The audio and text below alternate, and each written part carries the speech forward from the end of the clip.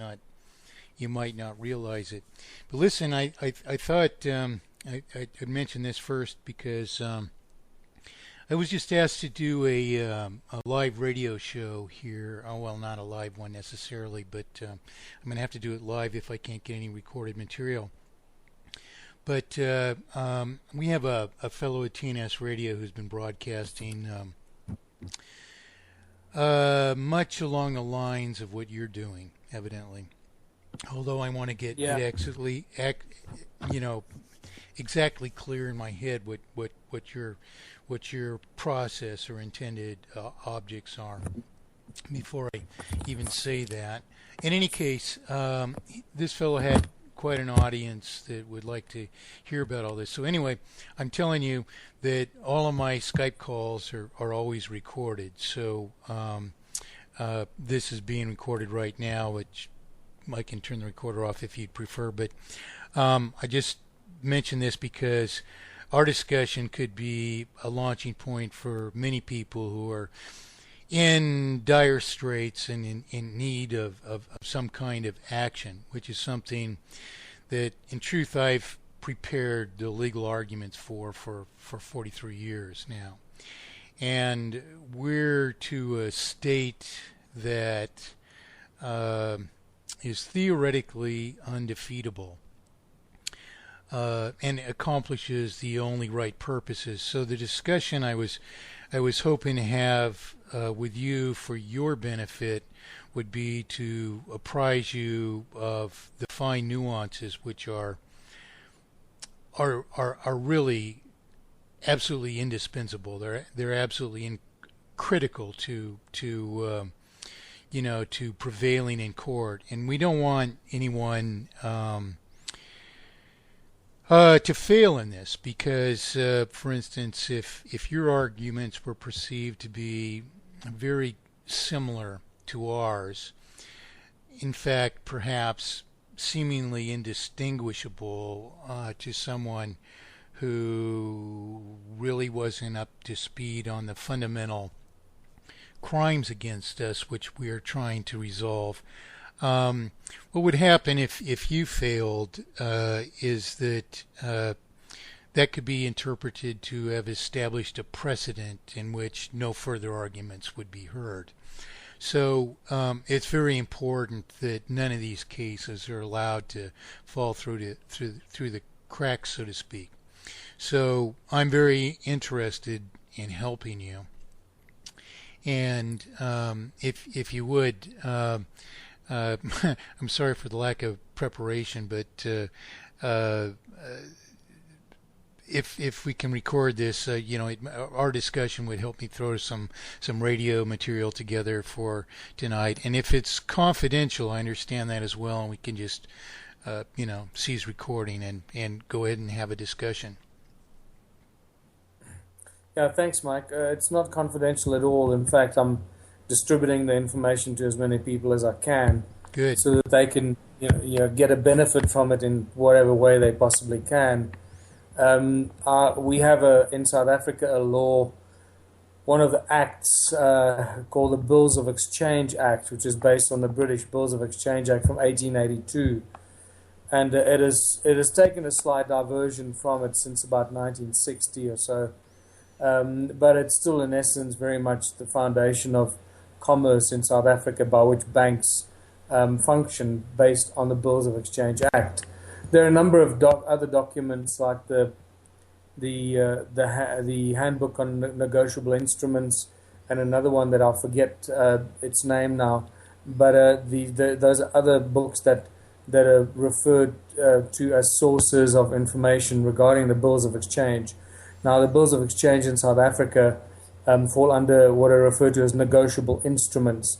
Money, whether it's fiat currency or anything else, fall under the Bills of Exchange Act. And negotiable instruments are divided into three areas. The one is promissory notes, checks, and bills of exchange. Those fall under the heading of negotiable instruments. What happens here is, my argument against the bank is that they used my offer to purchase the property as a uh, as a negotiable instrument, as a bill of exchange.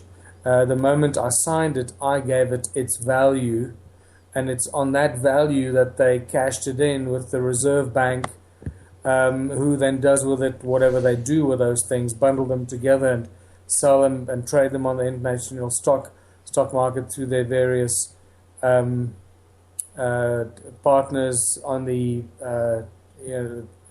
stockbroking partners and Yes, securitization gambling in agencies. effect over how far along you may prevail in servicing the falsified debt which is created to the banking system. Yeah.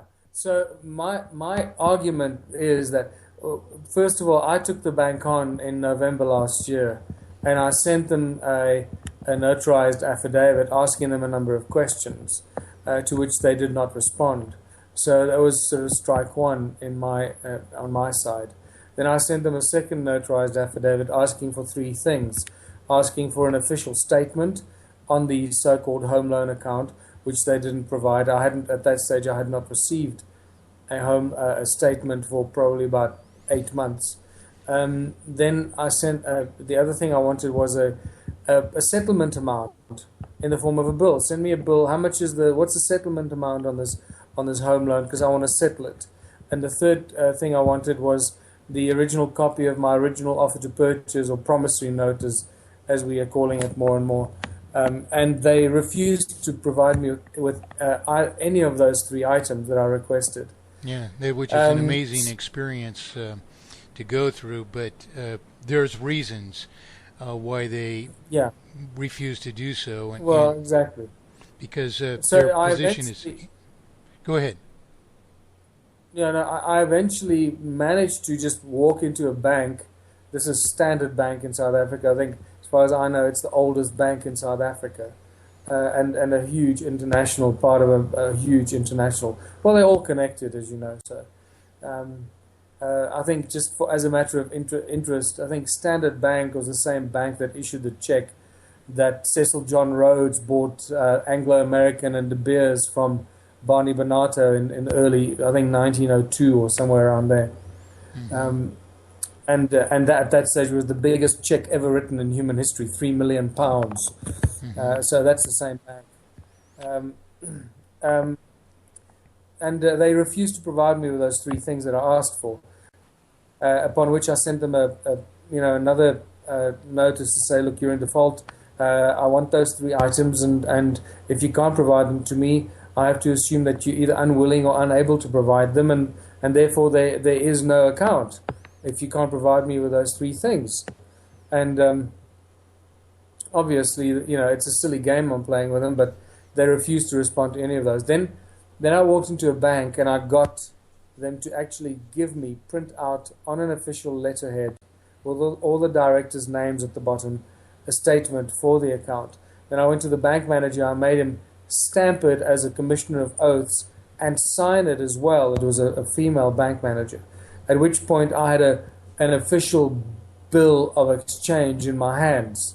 Then I took it and I accepted it for value in accordance with the Bills of Exchange Act that stipulates how you accept a document like that for value. And Section 25, it tells you that you take it under onerous title, which means you accept its liabilities and its value, whatever the full explanation of that is.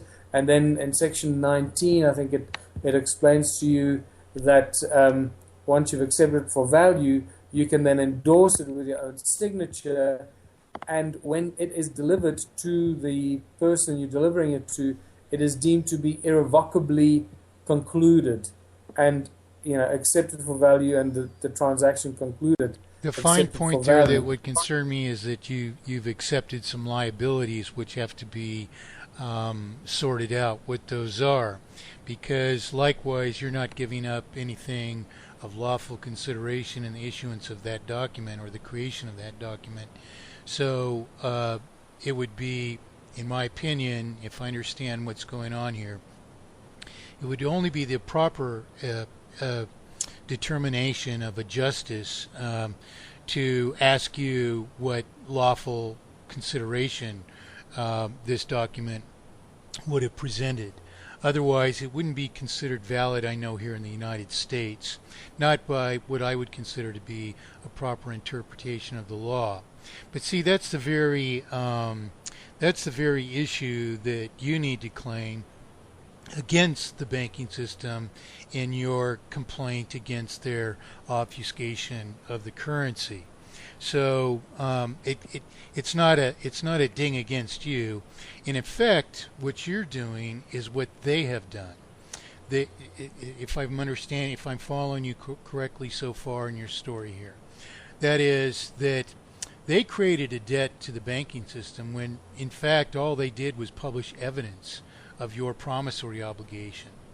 So, what you're doing is you are likewise publishing or producing evidence of a promissory obligation, both of which, the bank in the first case and you yourself in the second case, both of which promissory obligations have in fact provided no process for redeemability because neither of you have given up lawful consideration in their issuances.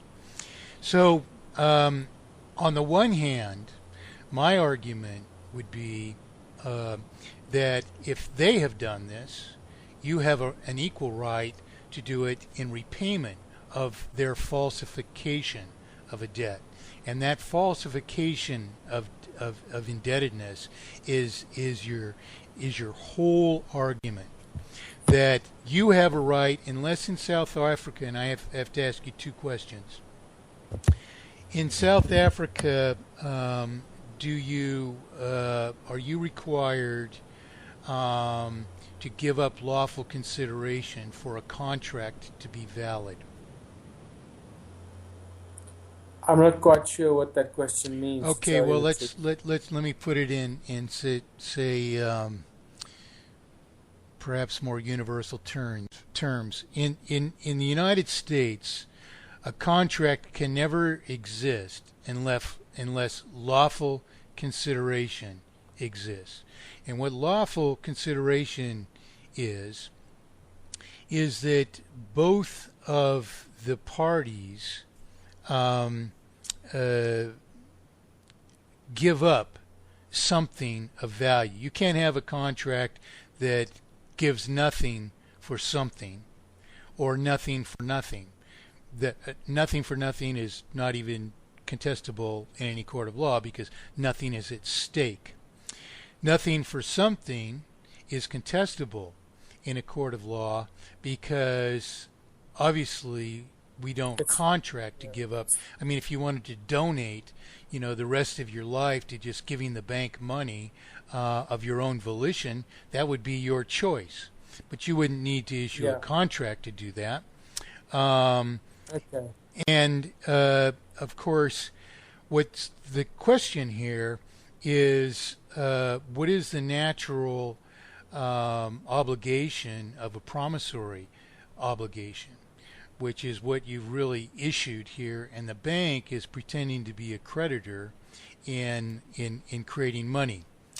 The other question that I have about South Africa is that in principle, here in the United States, no private citizen can be granted rights which are exclusive to other private citizens. And this principle, whereas it may not even be part of your law, nonetheless, it's a principle that all human beings understand is the only pattern for truly free and just societies. That is, no certain person can have more rights than I have, to commit offenses against me in particular. And so those two arguments, lawful consideration and equal rights, are the basis of your complaint against this bank that's issued you a debt. Mike, they did a number of things. there's, they created, they in the contract that they claim